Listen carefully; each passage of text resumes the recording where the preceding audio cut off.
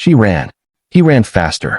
She cut left through a service alley, her coat flying behind her, the donation tin tucked under one arm, and the white cane still in her hand, because she had not had time to think about dropping it.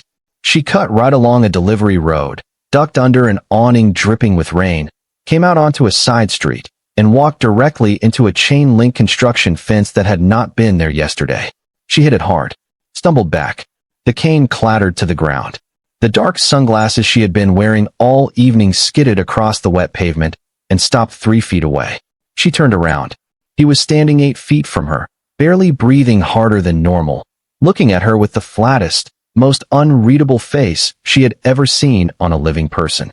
Dark suit, no tie, tall and broad-shouldered with light beige skin and a jaw sharp enough to cut something and deep-set gray eyes that were currently doing what they apparently did to everything. Looking directly at it, without apology, without flinching, without any detectable human warmth whatsoever. She had been pretending to be blind for 6 weeks.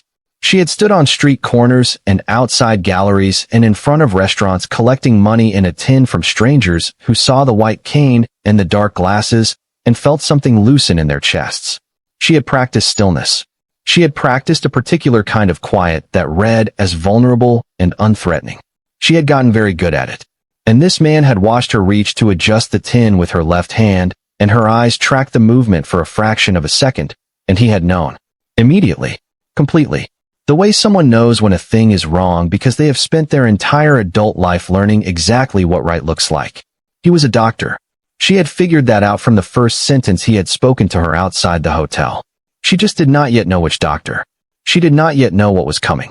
She picked up the cane, folded it, set it against the fence behind her, and she looked at this stranger in the rain and decided she had absolutely nothing left to lose.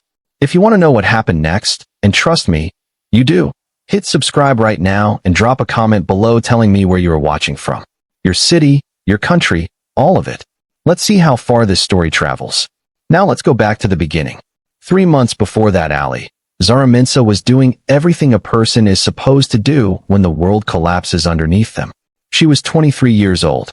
She had been a second-year nursing student with good grades and a clear plan until the plan stopped matching because her mother was diagnosed with stage 4 pancreatic cancer, and the hospital bill arrived, and the number on it was $260,000.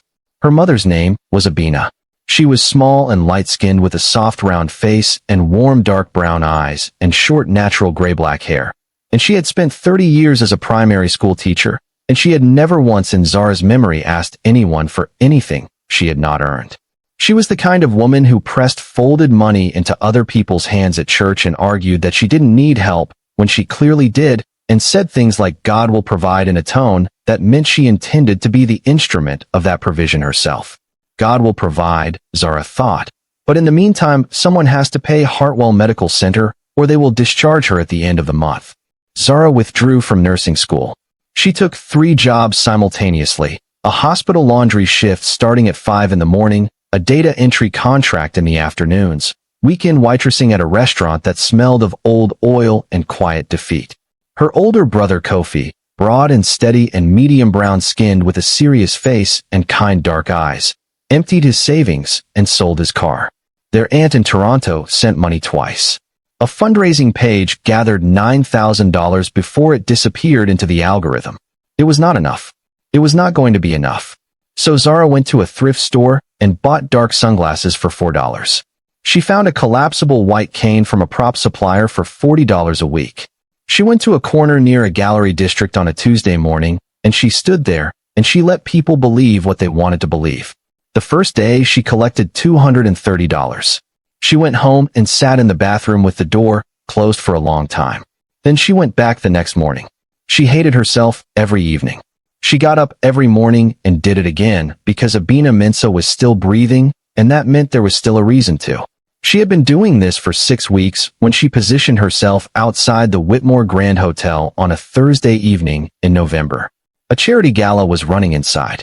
Guests were drifting out through the side exit still warmed by champagne and the pleasant feeling of having done something good with their evening. Zara had chosen the spot deliberately. People leaving fundraisers are already generous. Their hearts are open. She just needed to be standing in the right place. It had been going well for 40 minutes. A woman in a fur stole pressed a 50 into the tin. A man with silver cufflinks dropped a folded 100 without slowing his stride. Zara kept her eyes forward, her posture still, her face composed in the expression she had practiced. Quiet, patient, unthreatening. Then she reached to adjust the tin with her left hand, and her eyes tracked the movement for a fraction of a second. "You just looked at your hand," said a voice directly in front of her. Low, precise, the kind of voice that had spent years being listened to. People with complete vision loss don't track lateral movement in their peripheral field, it continued. Not even involuntarily.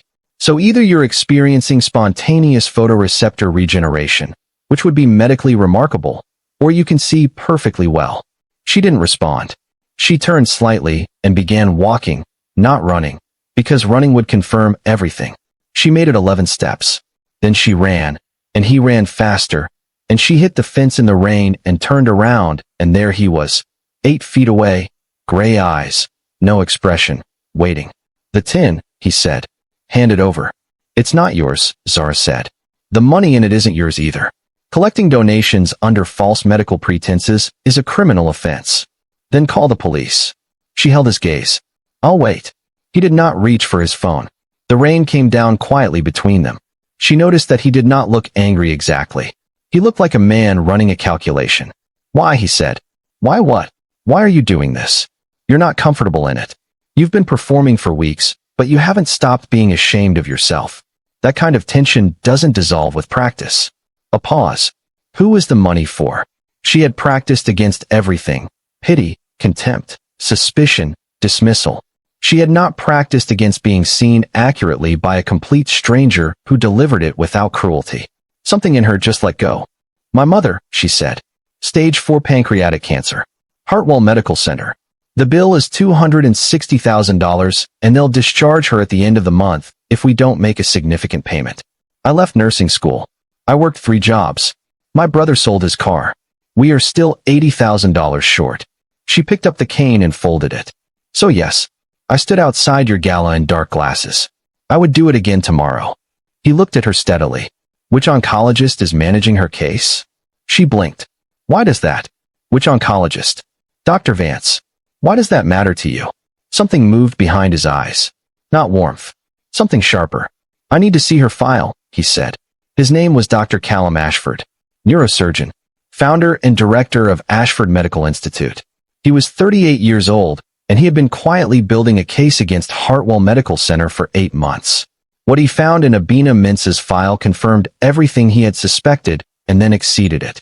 The chemotherapy protocol she had been placed on had been formally discontinued for pancreatic cancer cases after a 2021 review found it produced no meaningful reduction in tumor markers while carrying serious toxicity risk.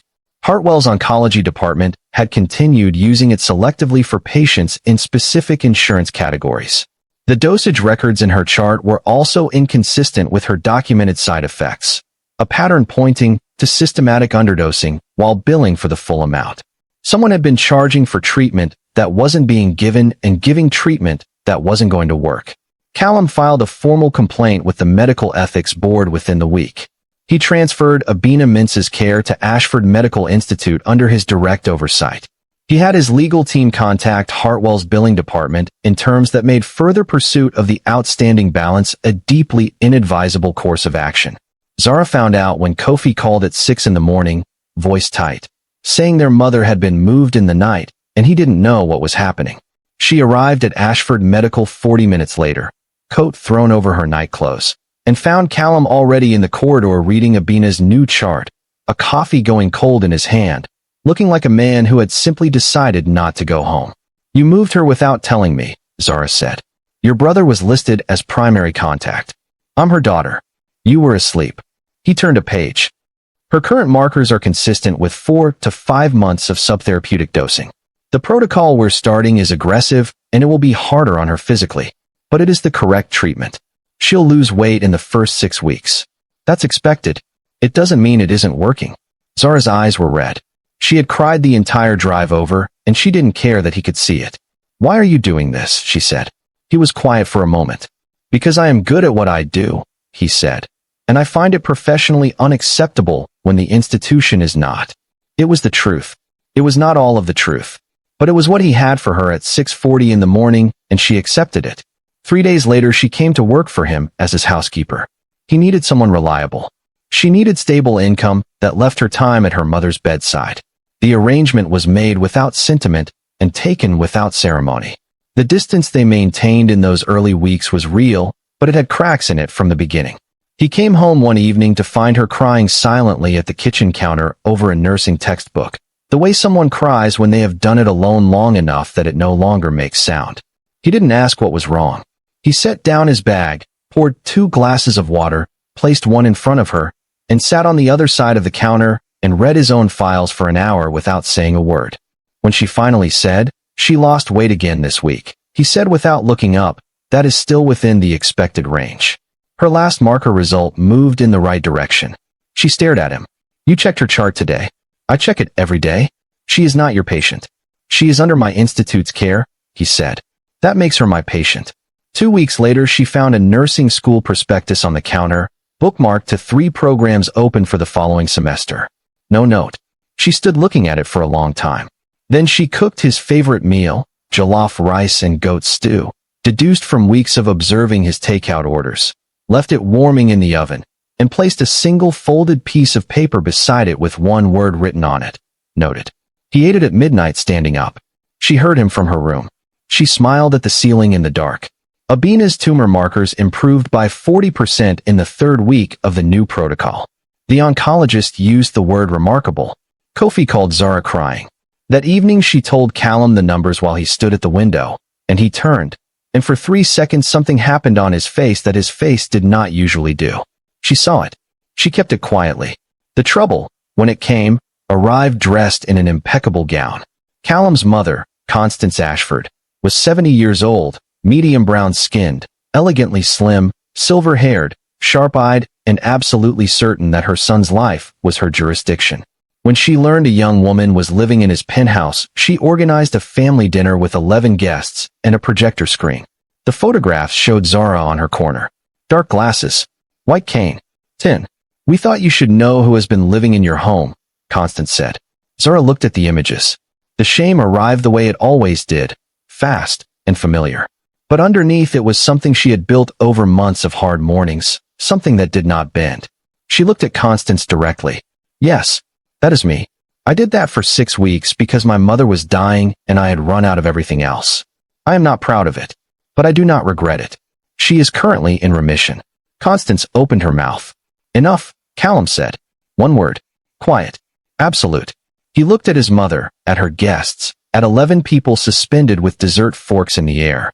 Zara left nursing school and worked 3 jobs before she tried anything else. She helped expose billing fraud and discontinued treatment protocols at Hartwell Medical. Her mother is in remission. She is re-enrolled in nursing school. He set his napkin on the table. Any further commentary on her choices or her right to be at this table ends this evening and everything attached to it. The silence rearranged every person in that room. Constance looked at her son for a long moment. "The dessert is getting cold," she said, and picked up her fork. Not an apology. A retreat. From Constance Ashford, it was the same thing. Abina was declared cancer-free 4 months later. Zara sat beside her eating jollof rice from a container, holding her hand, laughing. She had made herself a promise. Tears for the hard days, laughter for this one. Zara graduated nursing school 3.5 years after that, top of her cohort. Callum sat in the 3rd row and stood up before the applause started. Kofi, sitting beside him, noticed and said nothing. But he remembered it. Callum proposed at the kitchen counter in October. He placed the ring between them and said, "You have made this place make sense, and I would like that to continue." "That is the least romantic proposal anyone has ever made," Zara said. "I practiced for 3 weeks," he said. She laughed, fully, completely. He watched it, and he smiled. Not the brief, controlled version she had been quietly collecting for years. The real one. Unheld and unguarded, and entirely his. She said yes. They married the following spring. Kofi walked her down the aisle. Abina sat in the front row in her best dress and cried for all of them. Constance wore a remarkable hat and told 3 separate guests that her daughter-in-law was a nurse, in the tone of a woman accepting credit she had once tried to prevent. At the reception, someone asked Callum when he had first known. He thought about it. She was standing in the rain next to a chain-link fence, he said. She had just been caught doing something she was ashamed of, and she looked me directly in the eye and told me exactly why she had done it and that she would do it again. Most people spend their whole lives hiding who they are. She just didn't. Abina, watching her daughter laugh across the room in her wedding dress, looked at the man her daughter had married and thought simply, he sees her the way a person deserves to be seen. It was worth every hard thing that had come before it. It always is. And that is the whole story. A girl with a white cane, a doctor who never smiled, and a love that started in a rainy alley and ended at an altar. If this one moved you, subscribe right now and drop a comment below. Tell me where you are watching from, your city, your country, everywhere. Let's see how far this story goes.